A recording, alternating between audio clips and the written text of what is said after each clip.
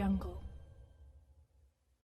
Bonjour à toutes, bonjour à tous, dont le nid des éperviers vous retrouve comme tous les vendredis. Merci de recevoir la radio qui mouille le maillot chez vous.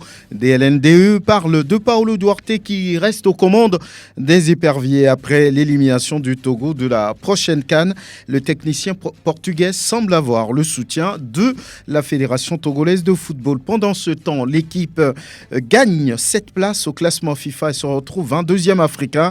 Fixé à peu près sur ses probables adversaires des éliminatoires du mondial 2026. La sélection locale du Togo, elle, est en regroupement pour préparer les prochaines éliminatoires du CHAN 2024 qui devraient avoir lieu au Congo-Brazza, au Congo-Kinshasa. On va en parler. Les juniors, eux aussi, s'apprêtent pour le tournoi UFOAB en Côte d'Ivoire qui s'ouvre le 7 juillet prochain. Dans le nid des éperviers, invite aujourd'hui Angelo Folico et Grégoire Attignon. La mise en onde est l'affaire de Hockey Kujo. La vidéo, comme toujours, est gérée par Surf Von Elom. Je suis Franck Nouyamba. Bonne arrivée. Alors, Angelo Folico, bonjour, bonne arrivée. Bonjour sportif, bonjour à tous. On prépare bien le week-end, ça va? Oui, ça va. Très bien. On doit y aller, on est des combattants. Grégoire Attignon, bonjour, bonne arrivée. Bonjour Franck et bonjour à tous les fidèles auditeurs de Sport FM. Merci d'être là. Et puis félicitations au jeune Boris qui va désormais porter, on va dire, le pantalon.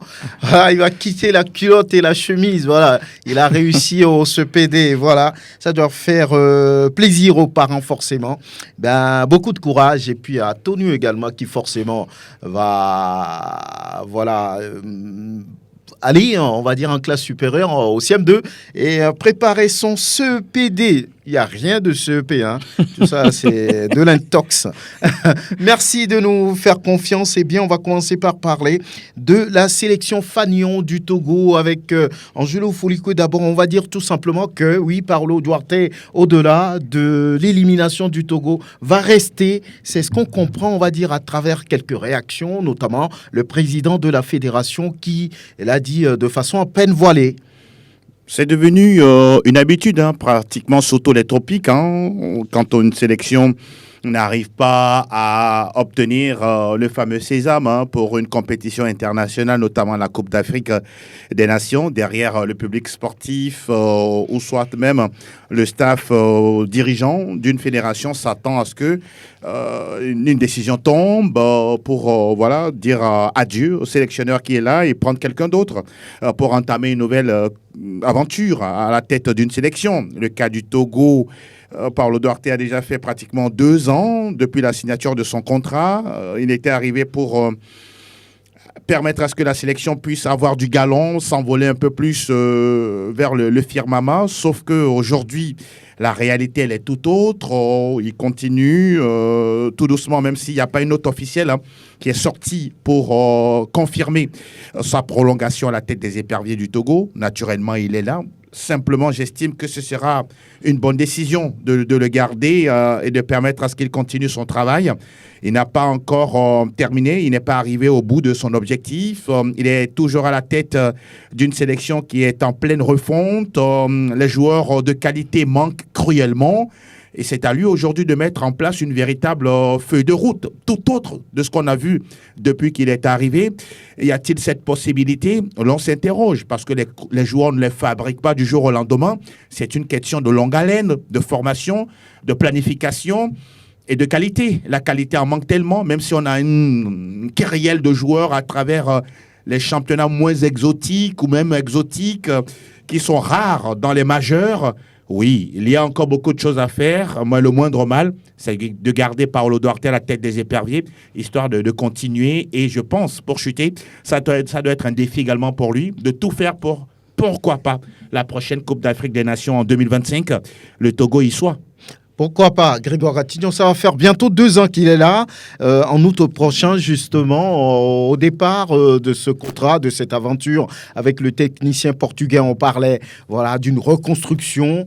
Aujourd'hui, le Togo rate encore une nouvelle CAN à 24. Ça fait la 3e fois de suite que le Togo rate une Coupe d'Afrique des Nations. Alors, c'est une bonne chose de le garder, de continuer avec lui. Non, ben, je crois que au départ, quand il s'engageait avec le Togo, un objectif était donc assigné aux techniciens portugais.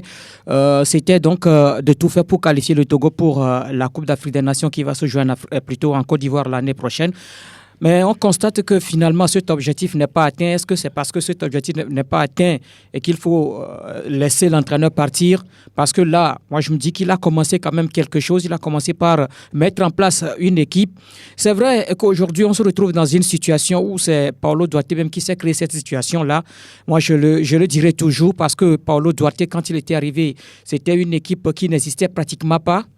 Il est venu retrouver une équipe complètement cassée. Mais au fil des éliminatoires du mondial passé, il a essayé de mettre en place une équipe, d'avoir une équipe.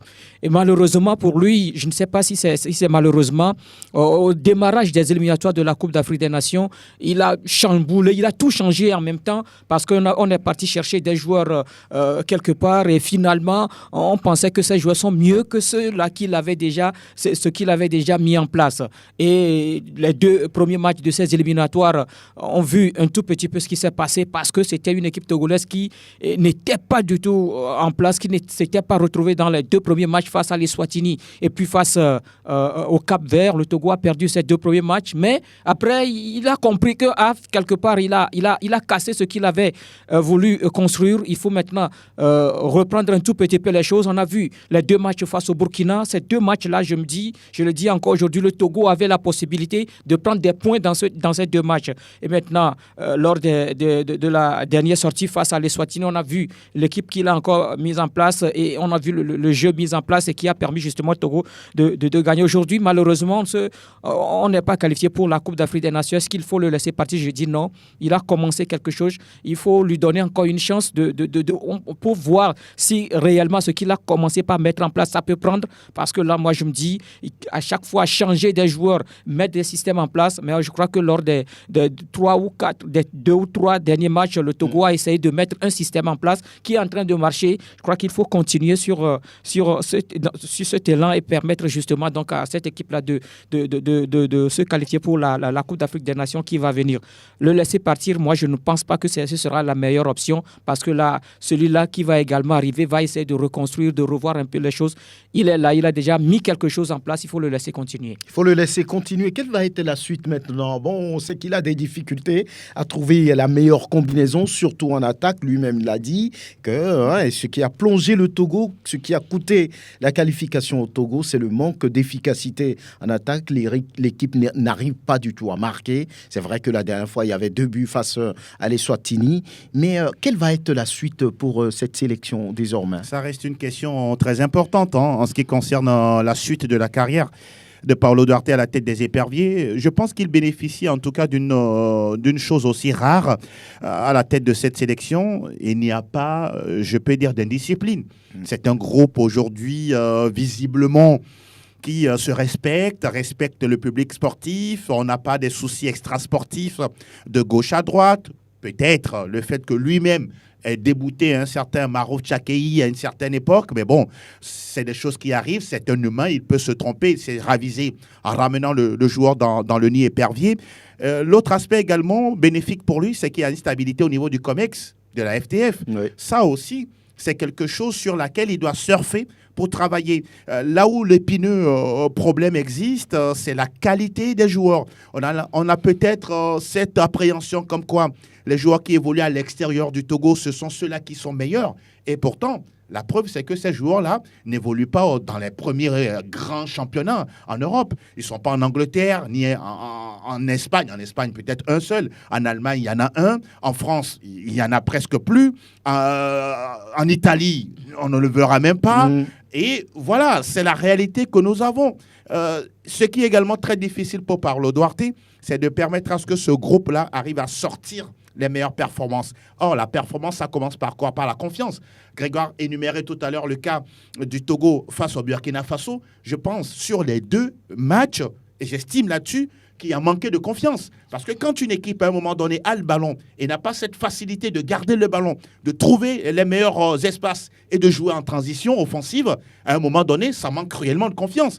Quand vous êtes devant le but à 16 mètres des perches du gardien et que vous n'avez pas à contrôler le ballon, ça vous file entre les jambes, et devant le gardien même, un face-à-face, où vous ne pouvez que placer le ballon avec une certaine subtilité, vous ne le faites pas, ça manque cruellement de confiance. Et la confiance, ce n'est pas Paulo Duarte qui va la créer, c'est le joueur lui-même qui va chercher cette confiance-là dans le travail. Mais on comprend aisément, oui, on peut doiter Paulo Duarte, on peut doiter ses manquements par rapport à ses choix lors des matchs, les changements, mais aussi nos joueurs n'évoluent pas à un très haut niveau. Ça, c'est une réalité qu'on ne peut jamais voiler. Et quand vous travaillez de cette façon et quand vous revenez en sélection, vous ne pouvez pas créer du miracle, à moins que franchement, lorsque vous portez la tunique jaune, vous transcendez. Or, le miracle, il existe pour tout le monde, mais tout passe par le travail. La suite, je pense qu'il doit garder ce groupe-là, continuer une forme de prospection, mais attention, ne pas retomber dans les erreurs commises, comme à Antalya, lors de ce grand stage que l'on a connu avec tout ce qui a suivi comme corollaire, mais de rester concis, précis, garder le même groupe, continuer à travailler là-dessus, et pourquoi pas, d'ici 2025, on aura un groupe non seulement de bonne qualité, mais un groupe également qui sait marquer face aux adversaires pour faire la différence, tout ceci à la grande joie du public sportif. Très bien, on va suivre, on va dire, cette note. Le Togo qui gagne cette place, on vous l'a dit, au classement FIFA. Et puis les chapeaux pour la Coupe du Monde à venir. Le Togo qui peut déjà envisager ou bien regarder un peu ce qui va être, ou bien vont être ces éliminatoires à venir par rapport au chapeau. Les précisions, les détails, Grégoire Ratignon. Le Togo grimpe de 7 places et occupe le 31e rang au plan continental. Les éperviers du Togo sont désormais 122e mondial, un résultat consécutif aux 2 dernières victoires enregistrées en juin au sortir du match amical contre le Lesotho et l'Eswatini en éliminatoire de la CAN Côte d'Ivoire 2024. Une compétition qui va se jouer sans le Togo pour une 3e fois d'affilée. Pour rappel, le Maroc demeure numéro 1 africain, l'Argentine domine le classement mondial. Conséquence de ce nouveau classement, le Togo se retrouve dans le pot 4 du tirage au sort des éliminatoire de la Coupe du Monde 2026. Un pot 4 composé aussi du Mozambique, de la Gambie, de la Sierra Leone, de la Tanzanie, du Zimbabwe, du Centrafrique, du Malawi et de la Libye. Le tirage au sort de ces qualifications pour le prochain mondial aura lieu en juillet lors de la 45e Assemblée générale ordinaire de la Confédération africaine de football prévue finalement le 13 juillet prochain à Abidjan, Côte d'Ivoire. Pour ces éliminatoires, un nouveau format est prévu avec 9 groupes de 6 équipes chacun qui vont être constitués. Le premier de chaque poule sera directement qualifié pour le mondial et les 4 meilleurs deuxièmes vont se retrouver lors d'un barrage. Le vainqueur va valider son ticket pour un autre barrage intercontinental. Les éliminatoires débutent en novembre 2023 pour s'achever en octobre 2025. La Coupe du Monde 2026 sera co-organisée par 3 pays, à savoir les États-Unis, le Canada et le Mexique. Grégoire Ratignon, à l'instant, oui, le Togo, au-delà de cette élimination, a quand même fait une victoire, ou bien 2. D'abord face au Lesotho en amical et puis en match officiel contre les Swatini en Afrique du Sud, la dernière fois, ce qui permet aux éperviers de pouvoir gagner cette place, se retrouver à la 122e position, si je me trompe, au plan mondial. Alors, concrètement, le chantier de Paulo Duarte sur les semaines à venir, parce que les éliminatoires de la CAN 2025 en Guinée, ou bien, c'est ça, non? Oui, viennent très vite. Et puis la Coupe du Monde également. Pour la Guinée aussi, ce n'est pas confirmé. Mais bon, pour le moment, officiellement, c'est eux. C'est entre le Maroc. Ne soyez pas surpris que ce soit au Maroc. Le Maroc et l'Algérie. Donc, concrètement, le chantier de Paulo Duarte sur les semaines à venir. Non, mais le chantier, il est là. Lui-même, il le sait. Maintenant, c'est préparer l'équipe pour les éliminatoires de la Coupe d'Afrique des Nations 2025. Préparer cette équipe-là. Et ça passe également, je crois, par les derniers matchs des éliminatoires de la CAN 2023. Le dernier match là que le Togo aura disputé ici à Lomé face au Cap-Vert. Moi, je crois que ce n'est pas un match qu'il faut banaliser, puisqu'à la fin, il y aura également des points qui seront comptés. surtout au niveau donc du classement FIFA. Et également voir un tout petit peu son équipe en entendant bien sûr les éliminatoires de la Coupe du Monde qui vont démarrer en novembre de cette année. Donc je me dis que le chantier est là, il est vaste. Il va falloir revoir un tout petit peu son équipe. Quelle équipe maintenant mettre en place pour ces éliminatoires? Je me dis qu'aujourd'hui, Paulo Duarte connaît ses joueurs. Il connaît ses joueurs. Maintenant, il faut que les joueurs aussi soient conscients. Angelo l'a dit tout à l'heure, quand on prend les éliminatoires qui sont en train de finir pour la CAN 2023, quelque part, les joueurs sont beaucoup plus fautifs. Parce que là, vous êtes en équipe nationale, ce n'est pas l'entraîneur de venir prendre le pied d'un joueur pour taper dans un ballon qui doit rentrer dans le filet. Un joueur qui se retrouve face au portier, mais l'entraîneur ne va pas te dire prends le pied gauche ou bien prends le pied droit ou bien prends le plat du pied pour mettre cette balle au fond des filets. C'est ce qui a manqué à cette équipe et qu'aujourd'hui on se retrouve dans cette situation. Donc moi je me dis que le sentier est vaste. Paulo Duarte le sait, il faut continuer avec cette équipe, mettre quelque chose en place en attendant bien sûr les prochaines éliminatoires. Le chantier, c'est l'attaque, puisqu'il en parle souvent. Et apparemment, pas de problème en défense, pas de problème au milieu de terrain. Oui, on a des problèmes en défense. En défense. Bien sûr. Oui, donc tous les compartiments sont concernés. Le travail est lourd. Non, c'est à tous les niveaux, sauf qu'à un moment donné, il faut trouver les joueurs guerriers, les joueurs commandos qui sont capables d'accompagner la politique de Paulo Duarte, mettre une forme de rigueur, de discipline. Je parlais tout à l'heure de ce cas de discipline aujourd'hui qui, ma foi, est quelque chose de très respecté. Et ça, je salue le professionnalisme de Paulo Duarte à ce niveau. Mais c'est sur le terrain qu'on veut voir plus de niaque, plus d'envie, plus de volonté de mouiller le maillot et surtout de faire plaisir à ce public-là qui n'a plus vu sa sélection en CAN depuis 2017.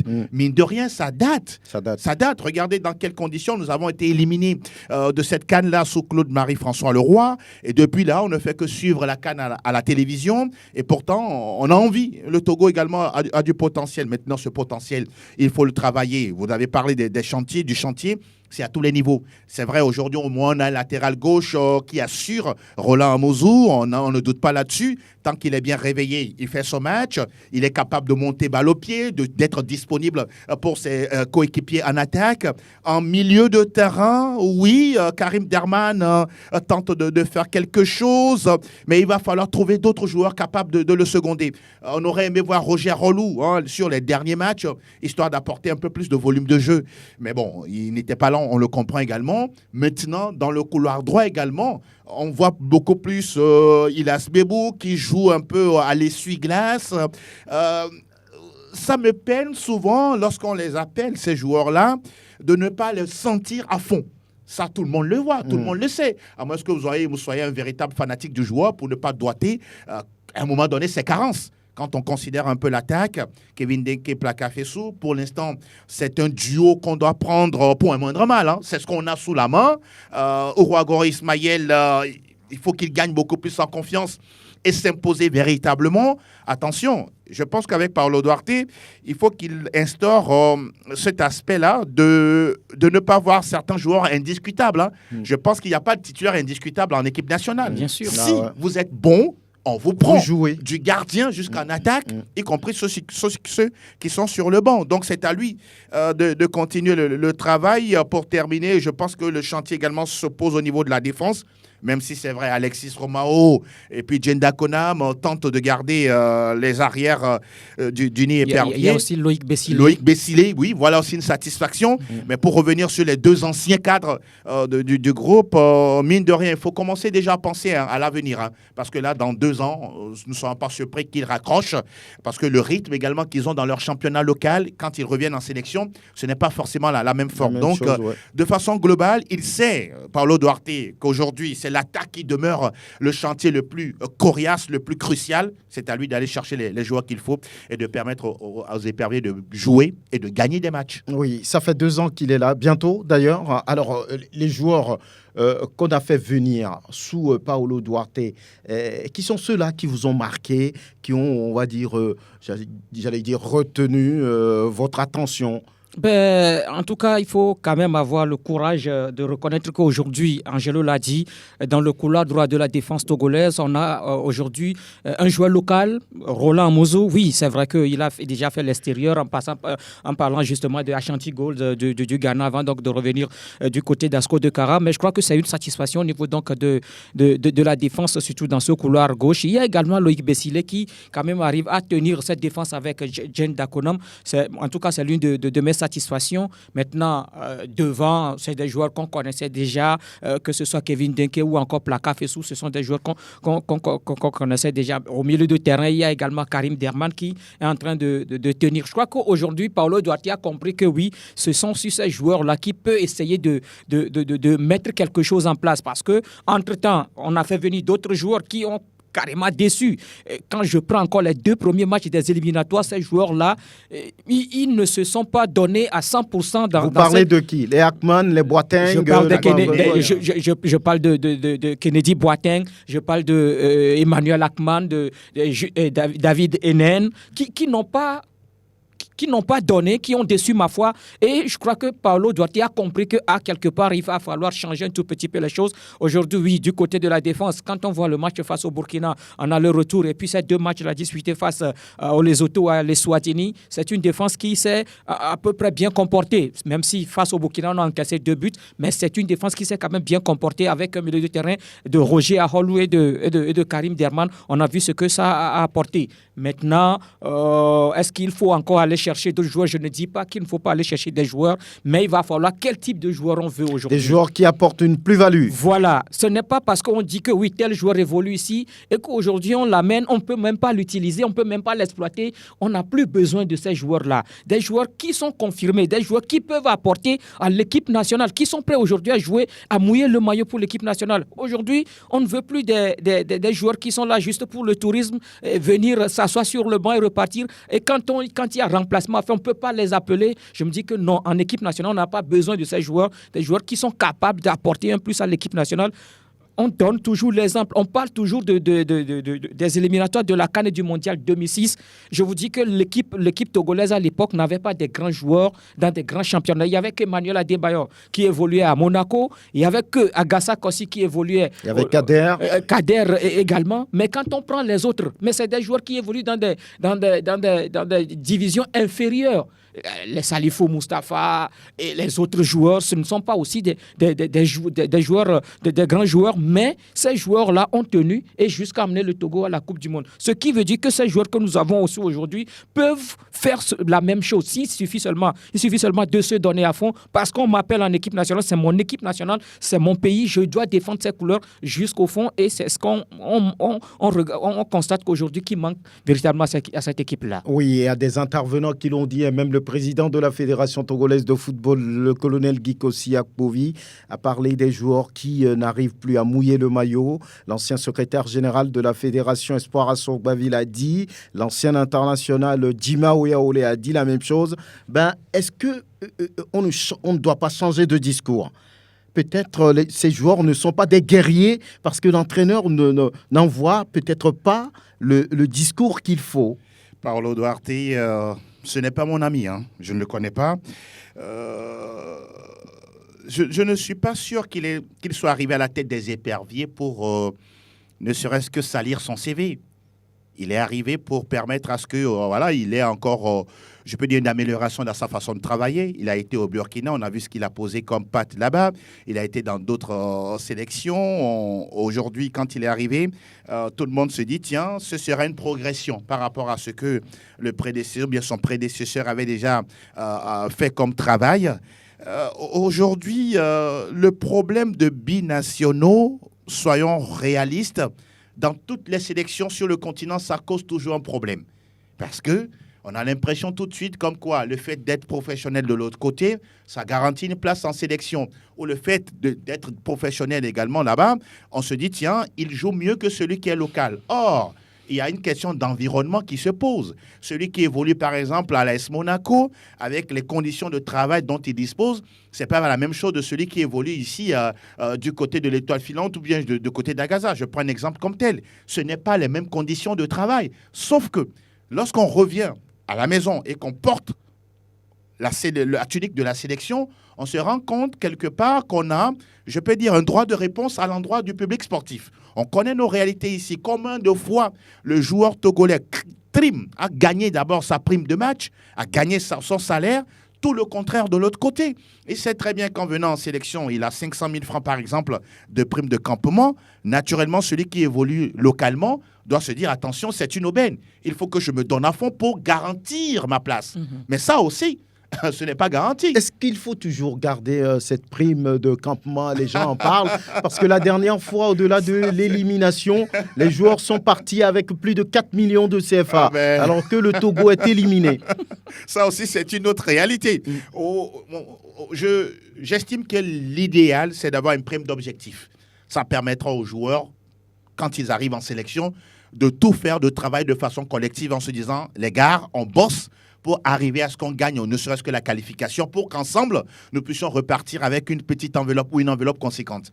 Mais là, je vous dis, pour certains, le fait de gagner un match amical, 2 millions, un match international qui n'a plus son importance, 2 millions, on est au campement, c'est 500 000, mais ils peuvent se reposer sur ces lauriers-là et ne pas mouiller le maillot. À un moment donné, en interne, il faut réorganiser les choses, de se dire, tiens, messieurs, à partir de maintenant, plus question de payer des primes de campement, mais des primes d'objectifs. Je pense qu'à ce niveau-là, on va secouer un peu le mental, la psychologie des joueurs, et pourquoi pas, ça peut être un début de solution. Voilà, on verra bien bientôt. Les éliminatoires seront de retour parce que la CAN 2025, ça vient très vite. Il n'y aura que une petite année entre la CAN qui va se dérouler en Côte d'Ivoire et celle qui va venir en 2025. Maintenant, un peu au niveau inférieur, parlant de la sélection A-Prime qui a repris du travail pour préparer les éliminatoires du CHAN à venir. On va écouter l'un des joueurs sélectionnés, Thierry Abui, voilà, qui parle de ce qu'il se passe en sélection locale. Et c'est toujours une joie pour nous de nous retrouver en sélection pour défendre les drapeaux nationaux. Donc depuis le début du regroupement, tout se passe bien et puis ça va. On a bien commencé. D'abord, il faut déjà rappeler, même si c'est un mauvais souvenir, qu'on a loupé le coche au dernier éliminatoire qualificatif pour les CHAN. Et cette fois-ci, ce sera à nous aussi de nous concentrer au maximum et puis d'aller décrocher cette qualification pour ne plus décevoir le public sportif togolais. C'était pas notre objectif de ne pas nous qualifier. Maintenant, c'est le football, c'est arrivé. Et ma demande à leur endroit est de toujours nous soutenir, toujours être là pour nous. Et on promet de tout donner pour ne plus les décevoir cette fois-ci. Aujourd'hui, on a la chance d'avoir la présence du sélectionneur adjoint à nos côtés qui nous montre le positionnement tactique sur le terrain et il va falloir en profiter au maximum et puis garder tout ce qui nous apprend pour pouvoir s'en servir lorsqu'on jouera. Thierry Abui qui était là lorsque le Togo a été douloureusement éliminé au Bénin face au Niger. C'est encore resté dans un coin de la tête comme si c'était hier. Les choses deviennent plus difficiles au lieu d'un tour désormais. Ça va être encore 2. Oui, c'est nous-mêmes qui nous mettons dans cette situation également parce qu'on avait quand même la qualification pour le CHAN. On avait cette qualification-là au bout de nos souliers, mais on l'a laissé filer par ce match catastrophique livré donc, à Cotonou face au MENA du Niger. On avait quand même la possibilité de revenir, pourquoi pas avec un match nul dans ce match, finalement, ce qui n'est pas arrivé. Aujourd'hui, est-ce qu'on se dit, est-ce qu'on quelque part, on pense encore à ces éliminatoires? Oui, c'est vrai que c'est déjà passé, mais je crois que c'est par là qu'on doit véritablement penser à ce qu'on veut faire durant donc, ces éliminatoires qui arrivent. Il faut maintenant passer par 2 tours, comme vous venez de le dire. Ça va être compliqué parce qu'il y a un premier adversaire qu'il faut affronter qu'on ne connaît pas encore. Ensuite, il y aura un deuxième adversaire qu'il faut affronter avant donc, de se qualifier pour la phase finale donc, de ce championnat d'Afrique des Nations. Je me dis que le travail sera beaucoup pénible à Jonas Kokou-Komlan qui, on sait qu'au lendemain donc, de cette élimination, on pensait qu'on allait quand même le laisser partir, mais aujourd'hui, on lui confie encore cette équipe nationale. C'est à lui de voir maintenant ce qu'il faut faire parce que là, il a échoué lors de la première tentative. Est-ce qu'à la deuxième tentative, ça serait la bonne? On va voir ce que ça va donner. Aujourd'hui, il est avec un groupe, c'est là qu'on considère comme les meilleurs de la saison, parce que ces joueurs qu'on a appelés, ce sont les meilleurs de la saison aujourd'hui. Mais véritablement, est-ce qu'on va retenir quelque chose de ce stage-là qui se tient actuellement? Parce qu'à l'issue de ce stage, il y aura encore d'autres stages en attendant justement que les tours préliminaires ne démarrent. Quel joueur aujourd'hui pour cette équipe nationale? Parce que ceux-là qu'on a vus la dernière fois à Cotonou, je me dis que cette équipe-là a énormément déçu, que ce soit sur le terrain ou encore hors du terrain. On va voir si psychologiquement les joueurs et leurs sélectionneurs se sont remis de cette élimination douloureuse face au MENA du Niger, parce que les éliminatoires viennent très vite. Le premier tour, c'est du 28 au 30 juillet et le retour du 4 au 6 août. Et puis le second tour va se jouer entre le 1er et le 3 septembre. Et puis le retour entre le 22 et le 24 septembre. Angelo Folikoué. Oui, c'est bien de reconduire un entraîneur qui a connu des moments difficiles.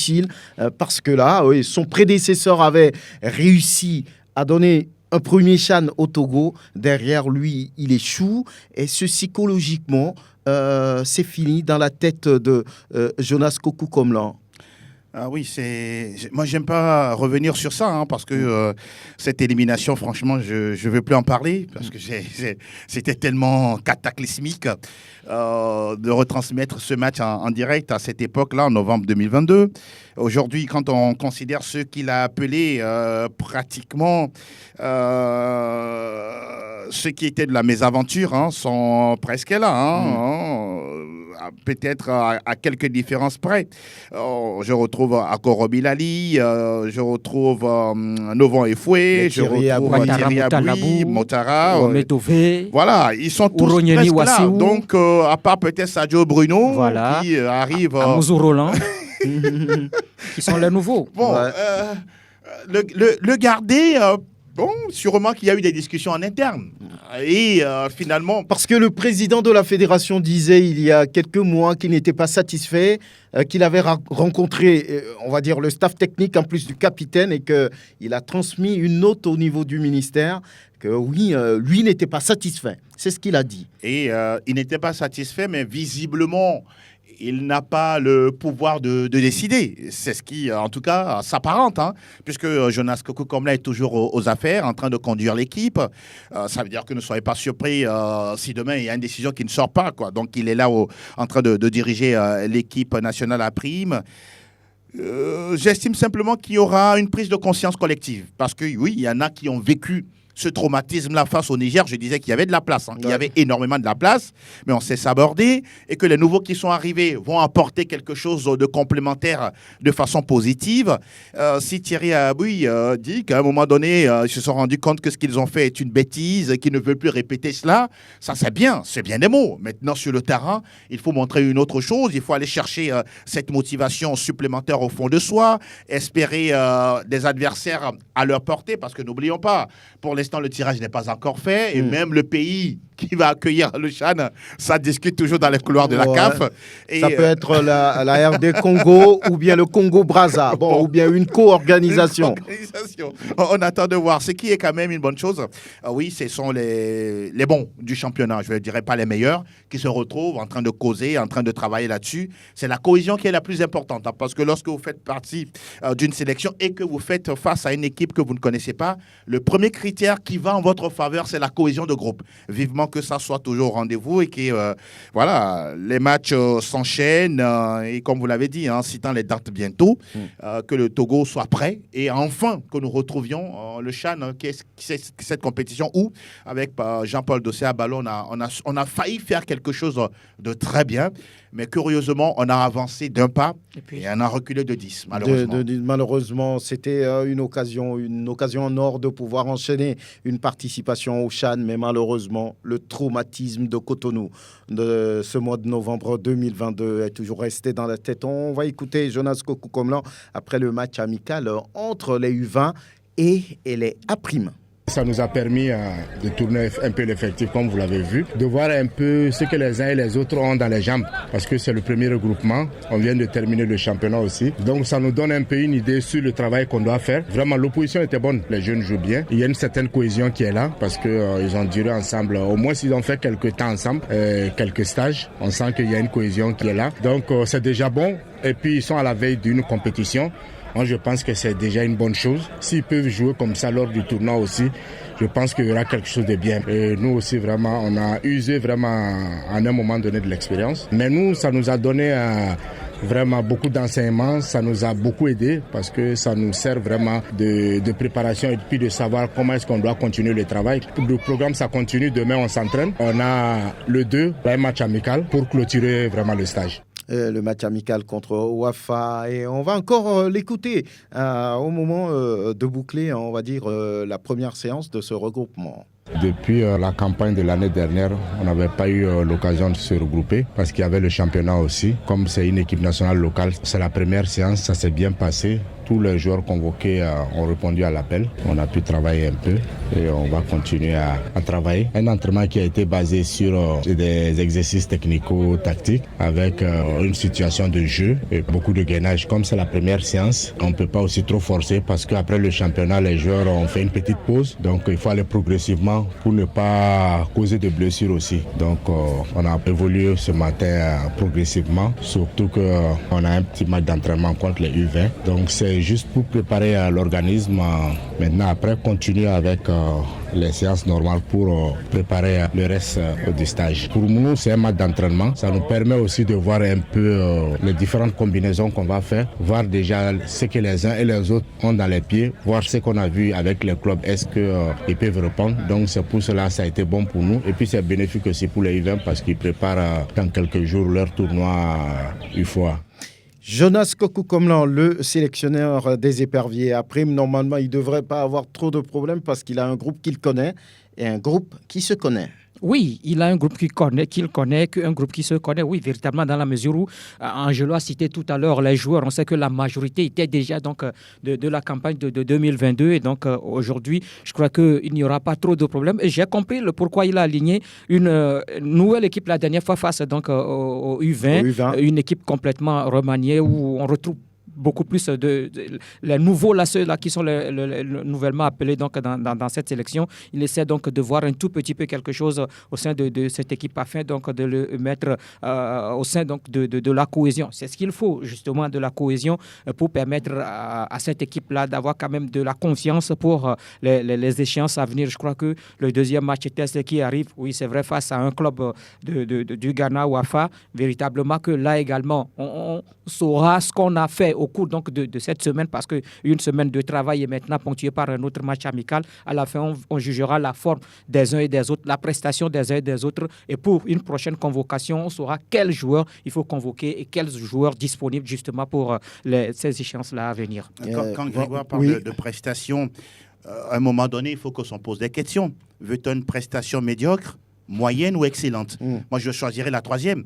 Il faut toujours se dire qu'à chaque fois que je suis en sélection et que j'ai l'occasion d'être appelé, je dois être excellent à tous les niveaux. Moi, je pense que l'exemple le plus palpable, même pour le citoyen Landa, ça reste Roland Mozou. Oui. Il évolue entre-temps à Ashanti Gold. Ouais. On a vu ce qu'il a fait là-bas. Mais lorsqu'il a eu l'opportunité d'arriver en sélection, mais c'est un joueur qui ne triche jamais.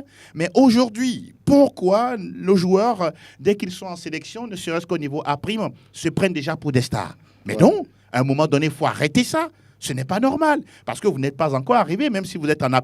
Ça, c'est une réalité. Vous devez toujours avoir l'ambition d'aller en A et pourquoi pas crever l'abcès en étant quand même le meilleur de tous. Je pense que c'est un critère qui doit normalement être répétitif dans la tête des joueurs. C'est en cela que sur le terrain, quel que soit l'adversaire, vous arriverez à toujours imposer votre style de jeu et à la fin gagner pour la joie du public. Gagner pour la joie du public. On va véritablement avancer sur les juniors qui s'apprêtent aussi pour le tournoi UFOAB. Peut-être pour la première fois une occasion pour le Togo d'aller au tour suivant parce qu'on annonce, on va dire, oui, parce que là, le retrait du Nigeria. Le Nigeria n'est pas là, donc automatiquement le Togo et le Bénin sont qualifiés pour le tour suivant. Mais ces deux équipes doivent s'affronter pour qu'on puisse connaître le premier et le deuxième donc, dans cette poule. Oui, pour une fois, parce que là, la situation se présente ainsi et donc les deux équipes en profitent pour se qualifier. Je crois que les deux équipes n'ont jamais joué le deuxième tour de cette compétition. Mais là que l'opportunité est là, elles vont saisir cette opportunité-là là. Maintenant, ce que moi je dis, quel est l'objectif du Togo en allant justement à cette compétition? Je crois que ce sera la première compétition pour les U20. Bon, pas la première, mais ça a déjà été joué pour un qualificatif pour la CAN Junior. Maintenant, cette occasion est là. Quel est l'objectif d'Ametokoro et ses joueurs pour cette compétition? Parce que je n'ai pas tellement d'informations autour de cette équipe. On sait que les éperviers A' se préparent, mais on a des informations par rapport aux éperviers A'. Mais pour les moins de 20 ans, c'est vrai que l'équipe est en regroupement, ça fait quelques jours, mais des informations tout d'abord sur le programme de séances d'entraînement, comment ça se passe, les matchs amicaux, on n'a pas d'informations. On va vous dire tout simplement que le groupe B, le groupe A d'abord, se compose de la Côte d'Ivoire, du Burkina, du Ghana et du Niger. Dans le groupe B, ils sont 3, le Nigeria, le Bénin, le Togo et le Nigeria qui ne prendra pas part à cette compétition. Bonne nouvelle, oui, pour le Togo, hein. Oui, une fois. Oui, mais qu'est-ce qu'on va dire? Non, mais non, oui. pas une bonne nouvelle. Oui, il faut arriver à jouer les gros, hein, même si c'est vrai, le Nigeria, sur les 2, 3, 5 dernières années, le football des jeunes est en train de prendre un coup parce qu'on se rappelle déjà de la période 2007 jusqu'à 2015. Le Nigeria, à un moment donné, l'État a mis les moyens pour développer ou rénover près de 4000 sites de jeux, y compris ceux de football. Et le Nigeria, en matière de football des jeunes, même si c'est vrai, côté âge, on n'est pas aussi orthodoxe, on connaît un peu ce que c'est. Mais au moins, à ce niveau-là, il y a une volonté étatique qui accompagne le développement du football des jeunes. Aujourd'hui, si le Nigeria ne s'est pas présenté, bon, maintenant c'est au Togo de faire, je pourrais dire, son effort là pour aller un peu plus loin. On se rappelle très bien que le tournoi FOAB, le Togo l'a déjà organisé 2 fois, en 2018 et en 2020, avec justement le colonel Akpovi, mais bon, on n'a jamais été en finale. Le Bénin a déjà été en finale, je pense, lors de la dernière édition face au Nigeria. Ça veut dire que quelque part, ça progresse, ça joue, ça s'organise de ce côté-là. Aujourd'hui, quand vous prenez l'équipe de Ametokoro Mensan, vous avez pratiquement des joueurs qui étaient là lors de la dernière campagne. Matteo Ajavon d'Espagne, Mojo Sobatra du Nisport. On pourra citer Ivy Bernardin, qui, ma foi, également est en train de progresser. De la Sauterre, il y a Mathieu Doche, de Dito de Lomé. J'ai connu ce joueur-là, Ivy Bernardin, à Gomido. Et tout doucement, il a grandi. C'est un bon latéral gauche. Aujourd'hui, il arbore le brassard de capitaine au niveau de la SOTR sur des matchs de Médecin Metokodo. Vous avez 2 joueurs également intéressants que l'on nomme.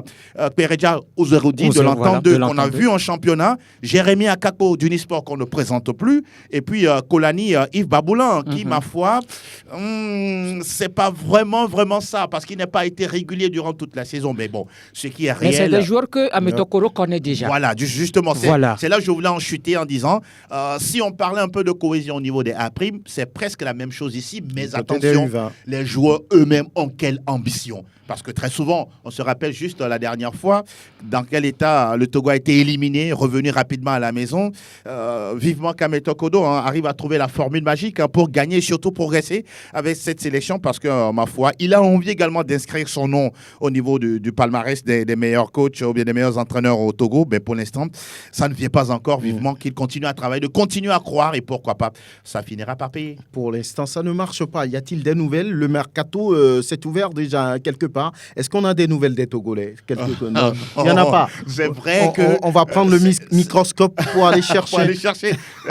L'info qui semble être plausible, c'est que Ouro Agora Ismaël est entre guillemets courtisé par des clubs maghrébins de gauche à droite, mais on n'a pas encore cité nommément les clubs qui seraient en train de vouloir enrôler l'attaquant togolais quand on connaît son profil, son gabarit. C'est un attaquant qui peut toujours peser dans l'attaque d'un club de football. Le bison togolais, comme on l'appelle, bon, il s'impose au niveau de Saint-Georges. Le tournoi Sport FM. Sport FM, où il a été meilleur buteur, meilleur joueur il y a quelques années déjà, autant que, on va dire, la Bafodo, aujourd'hui, qui porte l'attaque togolaise. Donc, un joueur comme Ouro Agora Ismaël, qui marque but sur but, autant que la Bafodo dans leur club, mais qui en sélection sont un peu bloqués, n'ont pas souvent de réussite. Non, mais moi, je crois que ce qui se passe avec la sélection, c'est que quand ils arrivent, ils ne font pas partie du premier choix. Ils ne font pas partie du premier choix du sélectionneur parce là-bas, que Fodo est le premier choix. Là-bas est le premier choix, Plaka est le premier choix, Kevin Deki est le premier choix. Vous comprenez donc que Ismaël Goro peut-être vient en troisième, quatrième position. Quatrième position, vous voyez. Donc, alors que c'est des joueurs quand même sur qui le Togo peut compter parce que à une saison, ce joueur-là, Ouro Agoro Ismaël et Nan Richard ont impressionné ce championnat. Les deux étaient du même club, mais ont fini meilleur buteur de ce championnat-là.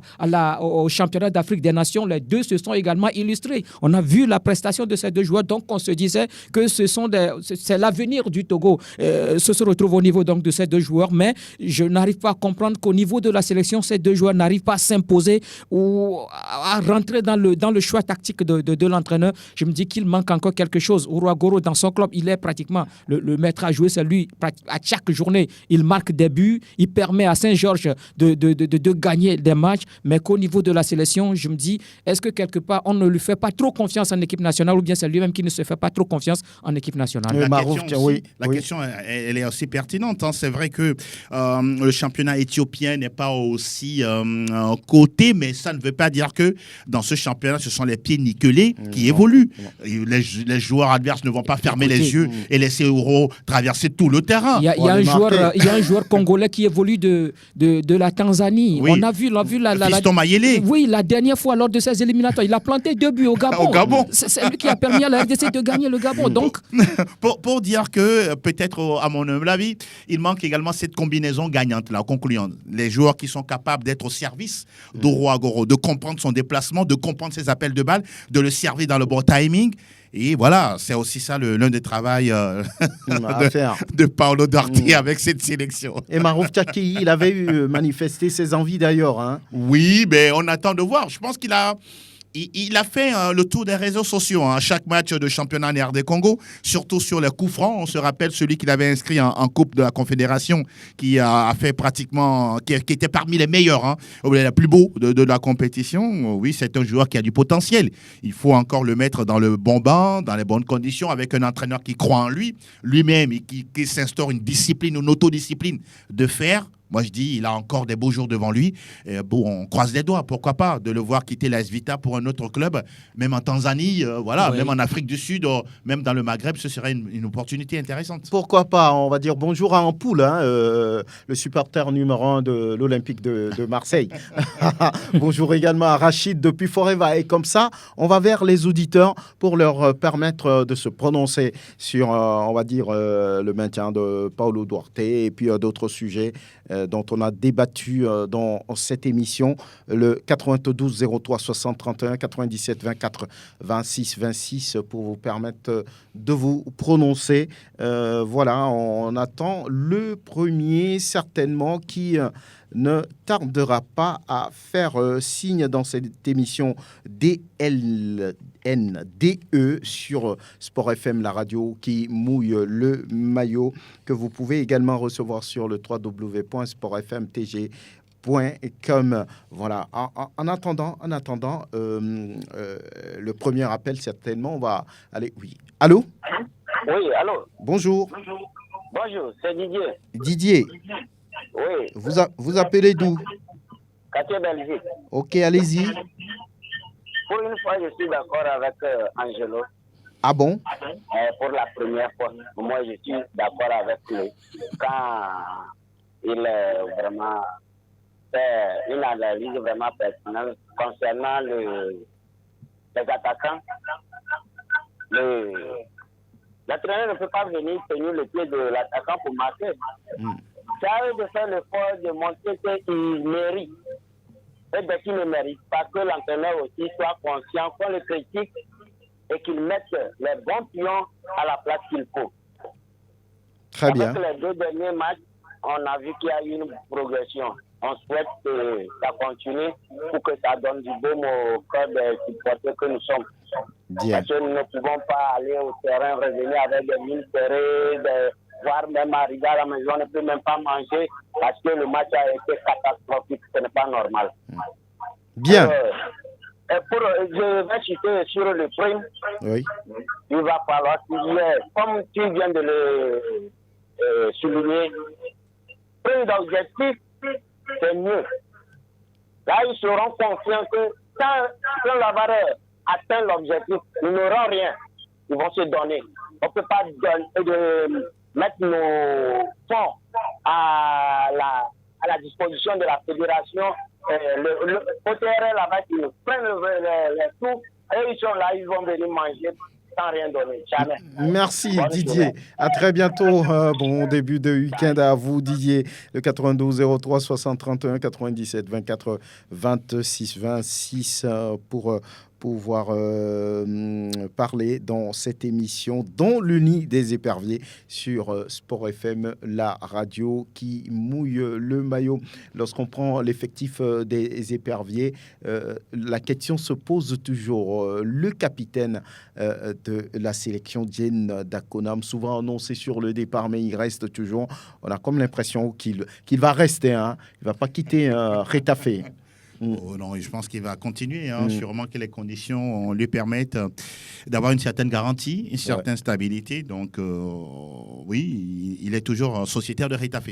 Oui, est-ce que c'est le lobbying qui manque, c'est le manager ou bien le joueur lui-même se sent bien et voilà, il a décidé, oui, parce qu'entre-temps, il y a quelques mois, on a parlé d'Arsenal, on a parlé de Tottenham, on a parlé de beaucoup de clubs, mais il est toujours là. Oui, mais je crois que, est-ce que quelque part, c'est un problème de management? Je me dis qu'il se sent à l'aise du côté de Retafe, puisqu'il récupère même le brassard de l'autre côté également, ce qui veut dire qu'il a la confiance de ses dirigeants qui ne veulent pas aussi se débarrasser ou bien le libérer aussi de cette manière, parce que peut-être il arrive à faire du bon boulot. Donc, au niveau de cette défense, on sait que des fois, il joue en milieu défensif et également il joue donc dans la défense. Bon, on verra ce que ça va donner pour la saison prochaine, d'autant plus que le mercato vient d'être ouvert. On verra véritablement ce que ça va donner pour la suite. Est-ce qu'il va toujours rester à Retafe ou bien il va chercher à voir ailleurs? Voilà, on va pouvoir mettre fin à DLNDE 2 jours. Merci de nous avoir suivis. Merci Grégoire Attillon, merci Angelo Folicoé, merci Eloma Dovan Okekudio. Merci, allez, à très bientôt.